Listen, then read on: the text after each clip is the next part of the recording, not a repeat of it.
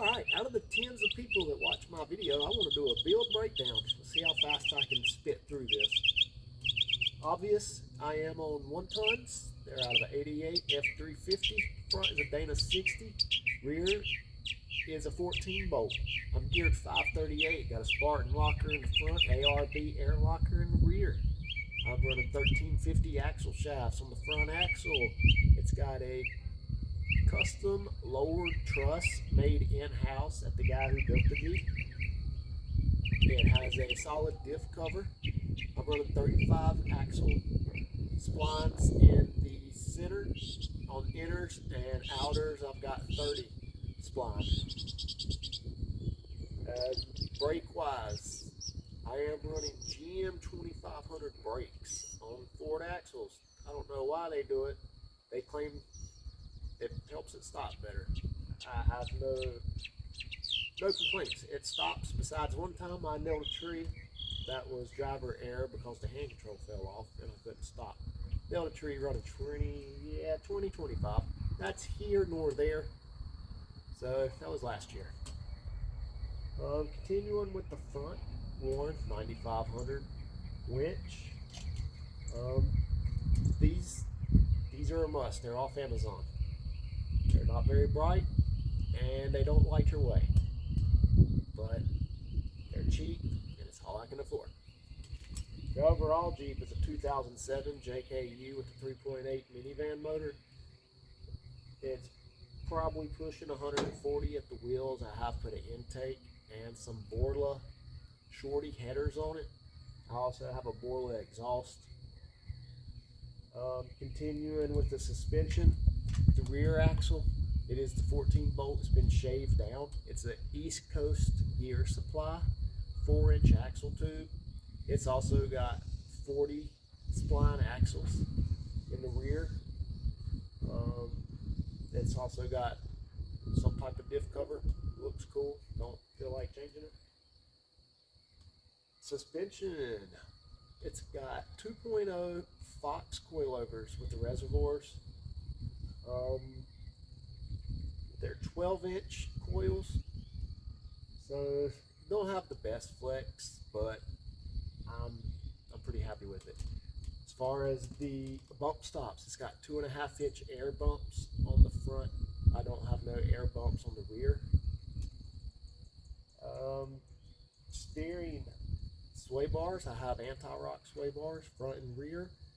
As far as steering goes, I am running a PSC hydro assist, which is tapered into the steering box.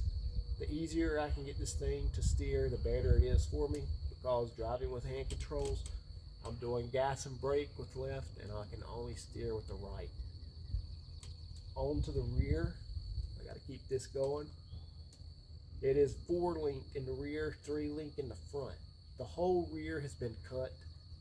The side gas tank that runs underneath the driver seat and driver rear passenger seat is being removed. And what they have done is actually, it's called a moto built back calf. It's got a whole new rear section welded underneath it to accommodate the 4-link and a fuel cell. So the fuel cell is actually at the very back of the Jeep now. Really helps with the ride quality and overall off-road ability. But drive shafts, it's running Adams drive shafts. They've all got 1350 yokes in them. And tires and wheels, I was running 40-inch Nittos. They started chunking really bad, so I've recently switched to a Swamper IROC radial. It's a 39.5 by 1350. It's actually 1 inch taller than the 40-inch Nitto. So these are almost like a 42. I'm running a 17 by 9 KMC grenade wheel. I love a nice polished wheel. These are a little dirty, but I'll clean them up here soon. Inside, I'm running a rock hard roll cage. I've got the front half the rear center bar and the rear pillars. A welded in cage would be nice, but once again, money comes into money. These rock hard cages can't beat the price. 800, 900 bucks versus three, upwards of $4,000. Appearance wise, I'm running the same guy who built the front truss has built the rock sliders, so they're built well. They've took their share of abuse and they're holding up really well. Also, I'm running JKU narrow fender flares. It had plastic flares on it. I really like the narrow flares a lot better.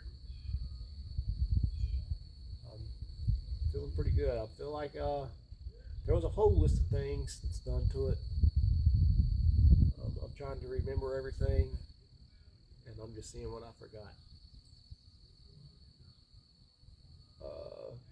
As of now, I believe that's pretty much it. If there's anything else you guys want to know about the Jeep, just comment and I'll try to answer it. Like I said, I didn't build this Jeep, but the guy who did build it gave me the whole list of what's done to it. But yeah,